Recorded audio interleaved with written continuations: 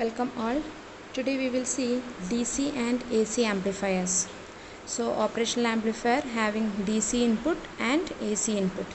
So op-amp can amplify two types of signals, that is either it can be a direct current or an alternate current.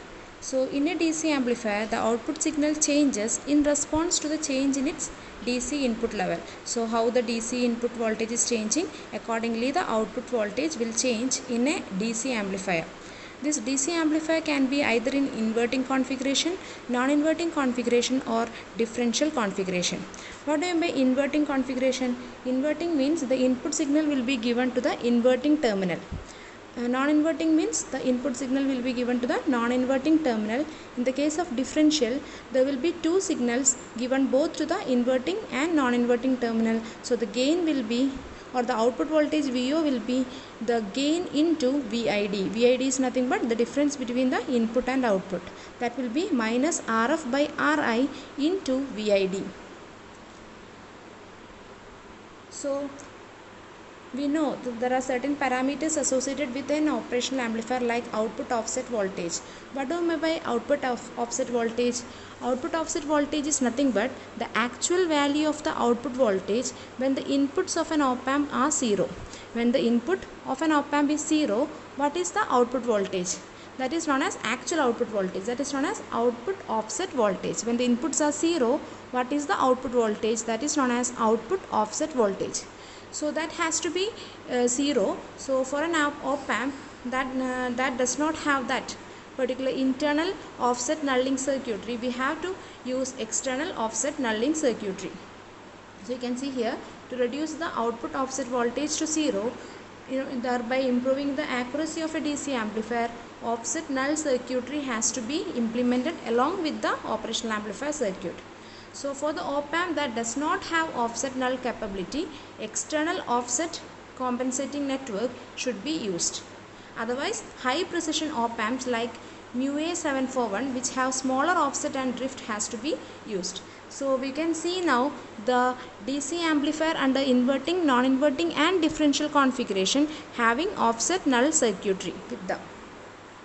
So these are the figures of inverting and non-inverting DC amplifier. So you can see here, we know the basic inverting amplifier where input is given to the inverting terminal. This is the input resistance Ri, this is the feedback resistance Rf, and this non-inverting will be normally connected to ground.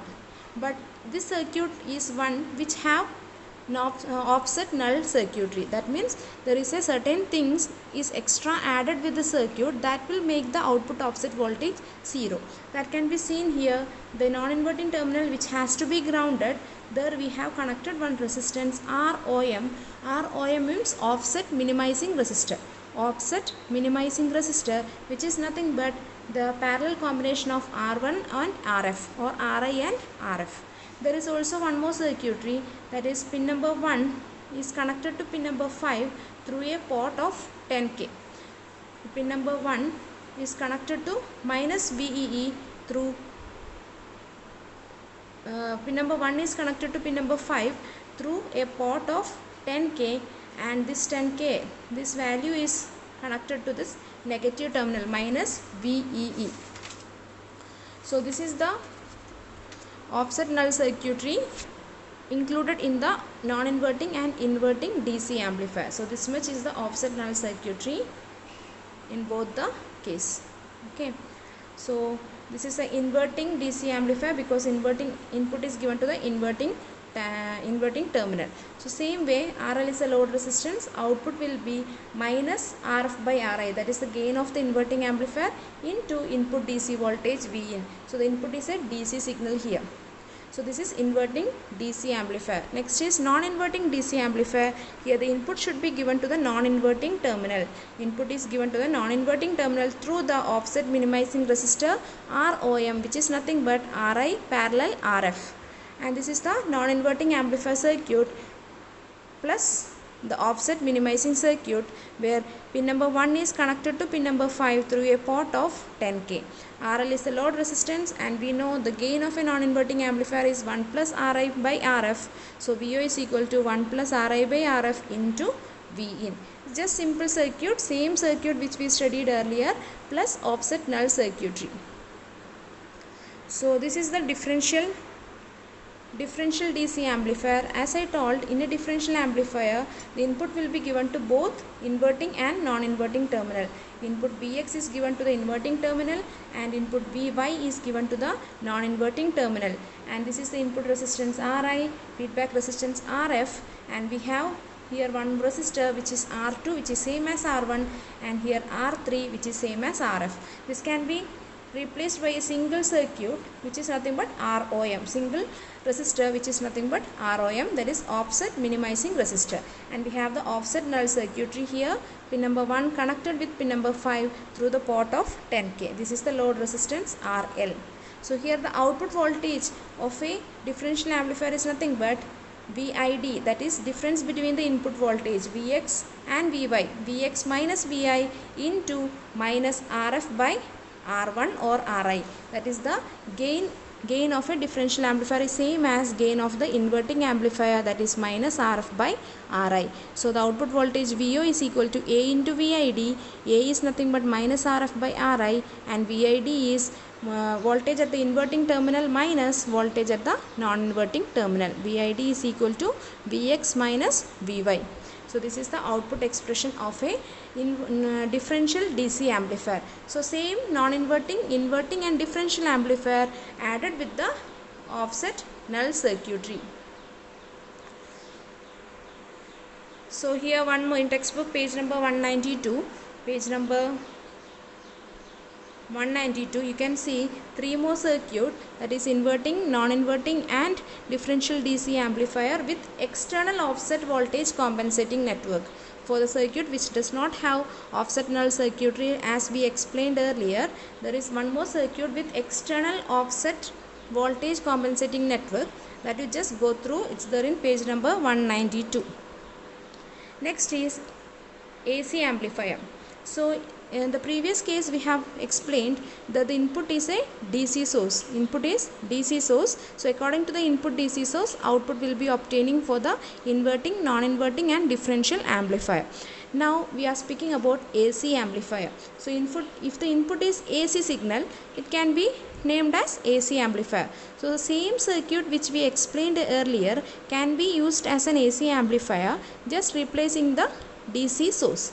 But in that case, there will be certain disadvantages. Say here, the DC amplifier circuit can be used as an AC input signal also, but in order to get high and low frequency limits, that means lower cutoff frequency and higher cutoff frequency, or if the AC signal is riding on some DC level, that means if a DC offset is there and upon that if you are applying the AC signal, then it is necessary to use a coupling capacitor.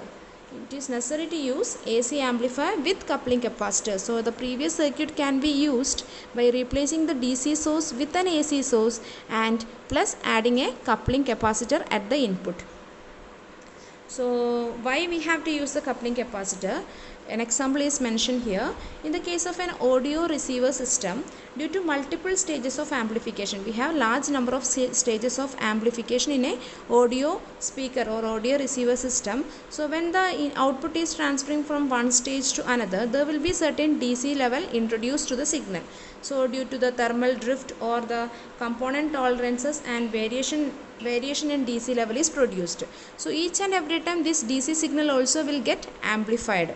So in order to avoid that, if you are using a coupling capacitor in between, the only pure AC will be passed to the next stage.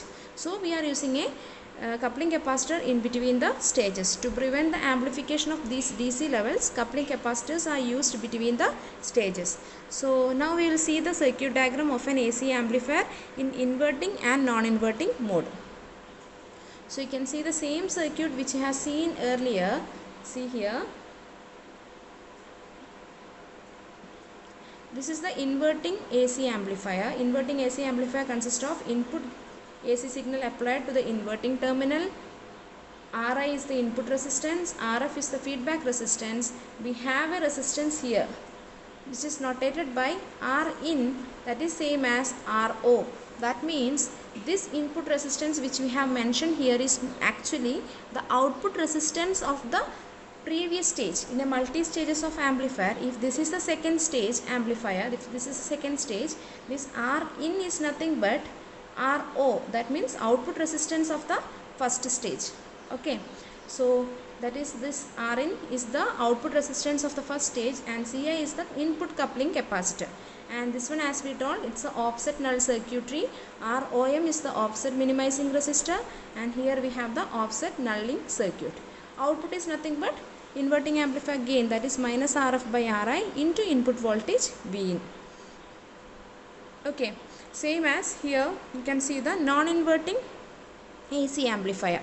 So the inverting terminal is as same as the non-inverting amplifier, Ri and Rf, and in the non-inverting terminal we have applied the AC signal Vin, and this is Rin is equal to Ro, that is the output resistance of the previous stage.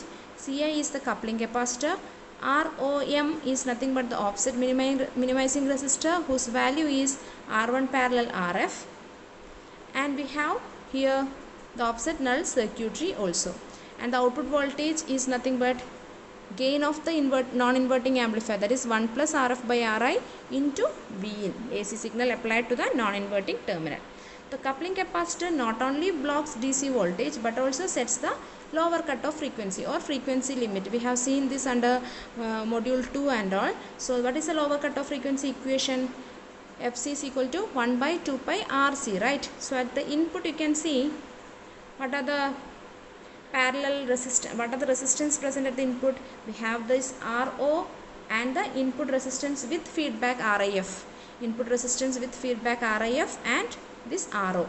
So we can write the lower cutoff frequency Fl is equal to 1 by 2 pi into Ci into Ro plus Rif. Rif is the input resistance with feedback and Ro is the output resistance of the previous stage. So where Fl is the lower cutoff frequency, Ci is the capacitance between two stages being coupled, Rif is the AC input resistance of second stage, Ro is the AC output resistance of the first stage or source resistance Rin. Okay, now the Ci, the coupling capacitor Ci has no effect on the output offset voltage produced by the input offset voltage and the input offset current of an op-amp. So Ci does not change anything about this output offset things. So in order to minimize the effect of output offset voltage, as we told, we have to use a offset minimizing resistor ROM or an offset voltage compensating network or an output coupling capacitor CO. If you are using an output coupling capacitor, that has to be placed between the output terminal VO of an amplifier with to the following stage. So these are multi stages of amplifier, right? So we have to keep the RO at between the output voltage of the first stage and the input of the second stage. We have to place the capacitor CO. CO is placed between the output terminal of an amplifier and the following stage. So the closed loop gain of an AC inverting and a non-inverting amplifier is AF is equal to minus RF by Ri for the AC inverting amplifier and 1 plus RF by Ri for AC non-inverting amplifier. So this much about AC and DC amplifier. One problem is that will be explained later once you have gone through the inverting amplifier thing. After that I will explain the problem. Okay, so all of you just write down the page number 192 thing, that is external offset compensating network, DC amplifier. Under DC amplifier, inverting, non-inverting and differential amplifier by using external compensating offset compensating network. Thank you.